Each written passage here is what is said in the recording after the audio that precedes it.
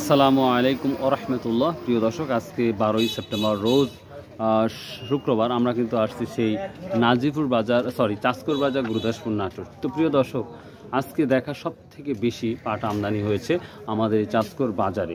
তো যে পরিমাণ পাট আমদানি হয়েছে মানে অভাবনীয়, কিন্তু কৃষকের মধ্যে আমরা বিভিন্ন হতাশ দেখতে পাচ্ছি।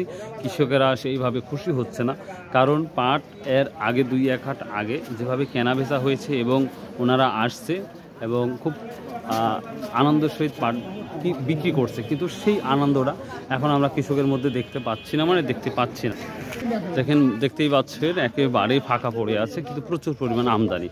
তো যাই হোক প্রিয় দর্শক, আজকে আমি পাট সম্পর্কে একটু তথ্য দিই, আপনাদের হয়তো ভালো লাগবে। সর্বোচ্চ দাম 3750 পর্যন্ত আমরা দেখেছি, সর্বনিম্ন আমরা 3400 বা 3300 পর্যন্ত দেখেছি পাটের কোয়ালিটি ভেদে। তো আপনারা যদি পাট সম্পর্কে আরও তথ্য জানতে চান তাহলে নিঃসন্দেহে আপনারা খায়রুল ইসলাম টিভি ইউটিউব চ্যানেলে আপনার যেতে হবে। যদি যান তাহলে নিঃসন্দেহে আপনারা অনেক তথ্য পাবেন আজকের ভিডিওতে।